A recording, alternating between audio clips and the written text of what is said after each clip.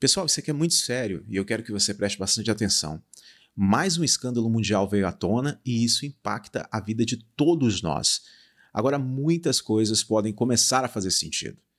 Foi descoberto um mega cartel de publicidade conspirando com governos do mundo inteiro para perseguir e silenciar vozes mais conservadoras ou antiglobalistas.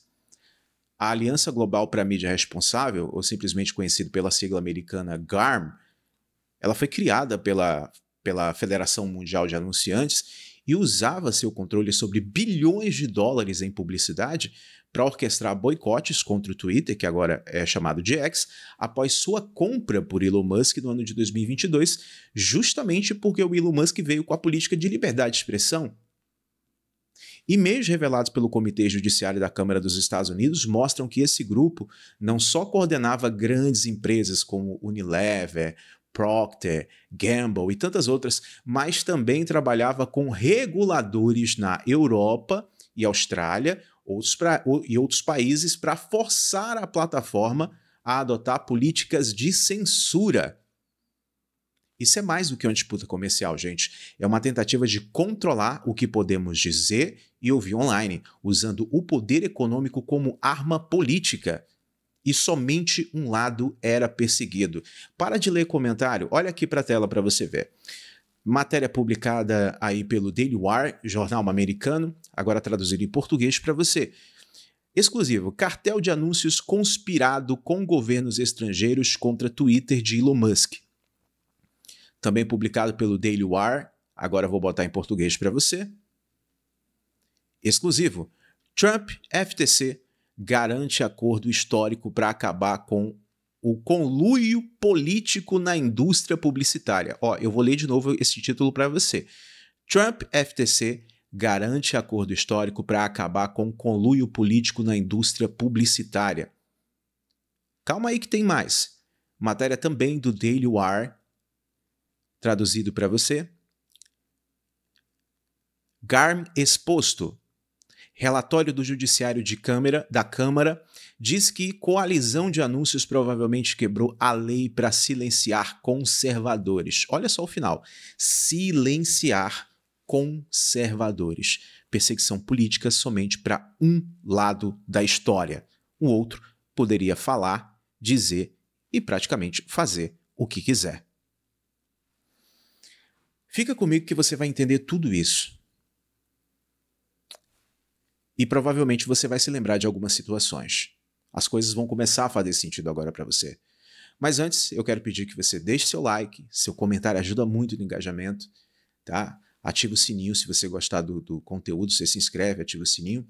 E desde já quero agradecer também algumas mensagens de carinho que eu recebi aí de alguns inscritos, tá? Muito obrigado, Deus abençoe todos vocês, né? As pessoas aí preocupadas com minha esposa. Muito obrigado mesmo de coração a todos vocês. Mas vamos lá, pessoal. A investigação do Comitê Judiciário trouxe à luz e-mails que mostram o verdadeiro objetivo da GARM, que não era proteger marcas, mas moldar o debate público, e somente para um lado ideológico praticamente. O executivo da coalizão, Rob Hakavitz, acho que eu pronunciei correto, parece que é um sobrenome russo, não sei, deixou claro que, em mensagens, ele queria marginalizar figuras como Donald Trump, e o que chamava de contágio de suas ideias. Olha, isso aqui não pode se propagar. Esse tipo de pensamento, ele não pode se espalhar. Por que será? Isso não é apenas uma questão de negócios, pessoal. É uma cruzada ideológica disfarçada de preocupação com a segurança. A GARM usava o argumento de segurança de marca para justificar a retirada de anúncios do Twitter, alegando que a plataforma sob a administração de Elon Musk, era arriscada demais por permitir mais liberdade de expressão. Olha só que coisa, liberdade de expressão se torna um risco. Mas na prática, eles estavam punindo a plataforma por não se alinhar a uma visão política específica. E isso levanta uma questão. Quem decide o que é seguro ou perigoso no discurso online? O poder da GARM era imenso, controlando cerca de 90% dos gastos globais em publicidade. Esse domínio simplesmente permitia que a coalizão não só pressionasse o Twitter, mas também desmonetizasse criadores de conteúdo e veículos conservadores, como vários canais, várias outras situações, e várias pessoas tiveram seus canais desmonetizados justamente por serem conservadores. Vários canais, vários perfis foram colocados na lista negra de alto riscos e sem nenhuma evidência concreta, apenas por expressar opinião e defender um lado político. Eles eram acusados de espalhar a teoria da conspiração, mas os e-mails mostram que essas decisões eram baseadas em vieses políticos e não em fatos. Você assistiu o vídeo do Barack Obama que eu mostrei aqui ontem? Você assistiu? Se você não assistiu, é interessante que você assista. Tem a ver com isso. O executivo da GARM chegou a reclamar que a Constituição dos Estados Unidos foi escrita por homens brancos exclusivamente, revelando uma mentalidade que parece guiar suas escolhas. Isso é preocupante. Uma coalizão com tanto poder econômico pode simplesmente decidir quem tem direito a uma voz no mercado de ideias? É isso mesmo? A colaboração da GARM com reguladores estrangeiros, enfim, governos e por aí vai, é um ponto que assusta muito.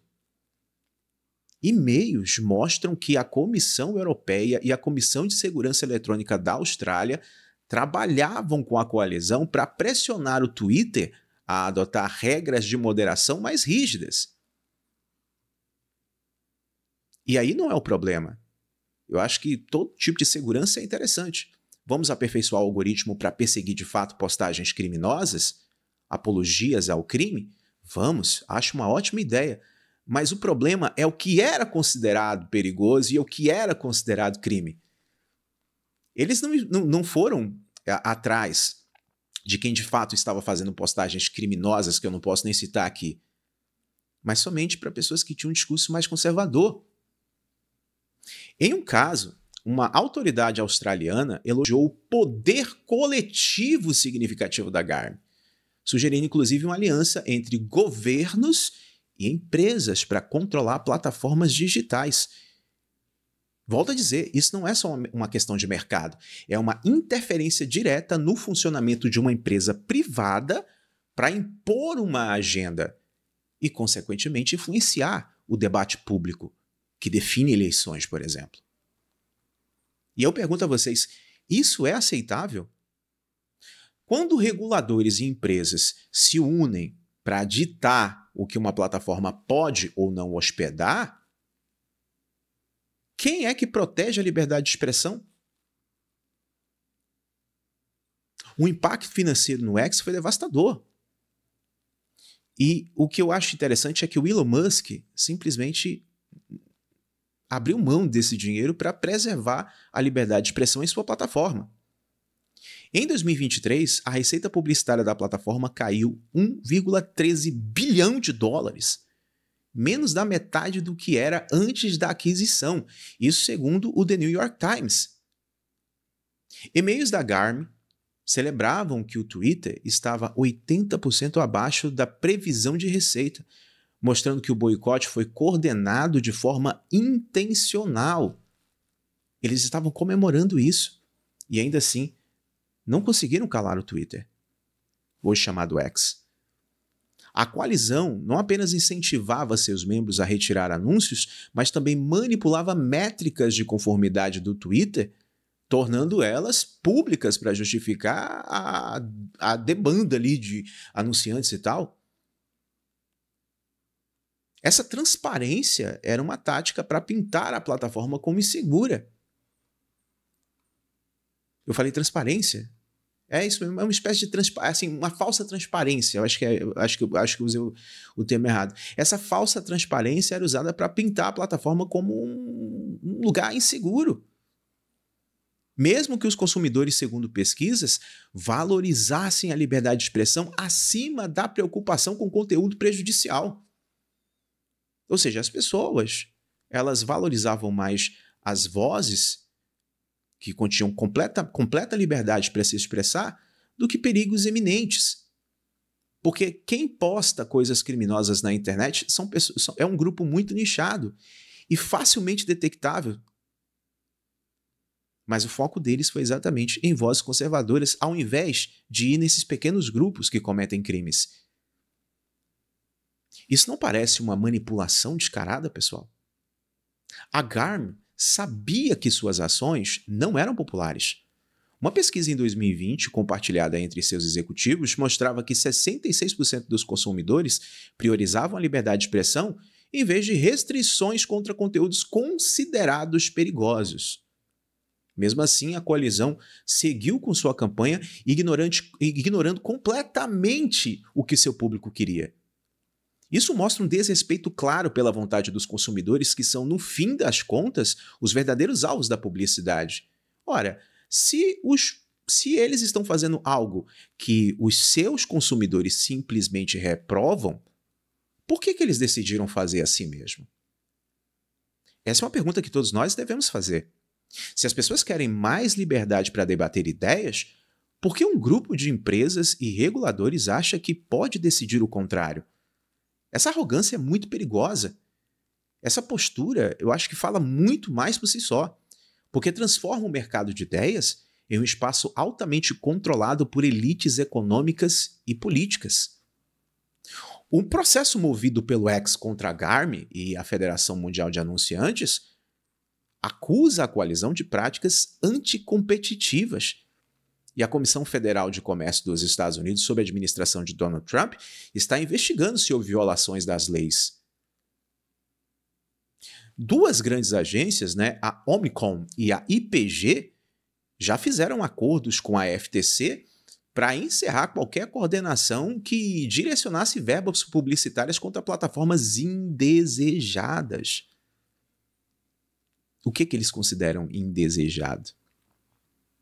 E a GARM, por sua vez, anunciou o fim de suas operações no ano de 2024, alegando que o processo do X drenou os seus recursos. Mas o fechamento da coalizão não apaga o que ela fez. Será que outras organizações ou grupos estão assumindo o mesmo papel, só que de forma mais discreta? O fim da GARM é realmente o fim dessa prática? E agora isso nos leva para terras brasileiras. Você deve ter se lembrado de muitos episódios. Não estou afirmando que há conexão, mas as pessoas se lembram. Aqui no Brasil, esse caso nos faz pensar, será que algo parecido pode ter acontecido aqui? Não é novidade que plataformas digitais enfrentam pressões para remover conteúdos ou contas, muitas vezes com justificativas que não são extremamente claras. Relatórios como o Twitter Files, divulgados antes da compra por Musk, mostraram pedidos para suspender perfis de jornalistas e políticos no Brasil, frequentemente sem explicações detalhadas. Isso não lembra o que a GARM fazia? Fazendo pretextos meramente vagos para justificar ações contra vozes específicas? A diferença é que no Brasil, essas pressões muitas vezes vêm de decisões judiciais ou administrativas, o que pode dar uma aparência de legitimidade, mas nem sempre de transparência. O mercado publicitário brasileiro também levanta suspeitas. Aqui, grandes empresas e verbas públicas têm um peso enorme no financiamento de mídias e plataformas digitais. Será que realmente existe alguma coordenação, mesmo que informal, para direcionar recursos a favor ou contra certos veículos ou criadores de conteúdo? A concentração de poder econômico no Brasil, especialmente quando envolve verbas governamentais, cria um risco real de que interesses políticos ou ideológicos influenciem o que é amplificado ou simplesmente silenciado. Assim como a GARM usava seu controle sobre a publicidade global, será que no Brasil há grupos que usam o poder econômico para moldar o debate público? Será que houve influência da GARM aqui? Outro ponto que chama a atenção é a falta de clareza em decisões que afetam plataformas no Brasil. Quando contas são suspensas ou conteúdos removidos, muitas vezes não sabemos exatamente por quê. Isso é semelhante ao que a GARM fazia para rotular plataformas como inseguras, sem evidências concretas. E aqui no Brasil, o argumento de combate à desinformação é usado com muita frequência, mas quem define o que de fato é desinformação? E com base em quais critérios isso está sendo feito? Sem transparência, pessoal, essas ações podem facilmente se transformar em ferramentas de censura para silenciar vozes que desafiam o status quo. Exatamente como vimos agora na Garmin nos Estados Unidos. A colaboração entre reguladores e empresas, no caso da Garmin, também tem paralelos preocupantes com o Brasil. Aqui, decisões que afetam plataformas muitas vezes envolvem autoridades públicas, mas nem sempre com processos abertos ou justificativas claras. E muitos se perguntam, será que há parcerias, mesmo que não formalizadas, entre grupos econômicos e reguladores brasileiros para pressionar plataformas a adotarem certas políticas que, aparentemente, supostamente favorecem somente um lado? O caso da Garmin mostra como essas alianças podem, de fato, operar nos bastidores usando o poder econômico para impor agendas sem que o público nem perceba. Mas a verdade é que grande parte do público percebe sim. No Brasil, onde o judiciário tem um papel muito ativo na regulamentação das redes, é crucial questionar essas decisões.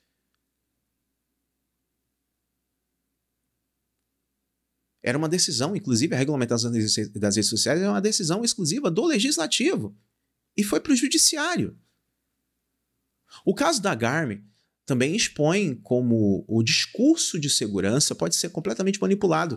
Nos Estados Unidos, a coalizão usava a ideia de segurança de marca para justificar boicotes, mas os e-mails mostram que o verdadeiro motivo era meramente político.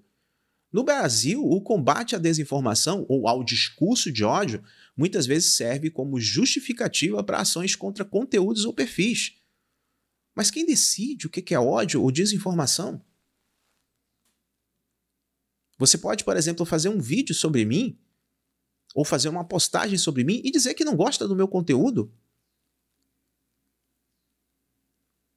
Se eu for de esquerda e dizer que isso é conteúdo de ódio, muito provavelmente será acatado. E você tem a liberdade total de criticar o meu trabalho, assim como eu tenho liberdade total, pelo menos, né, escrito dentro da Constituição, eu tenho liberdade total de criticar qualquer pessoa.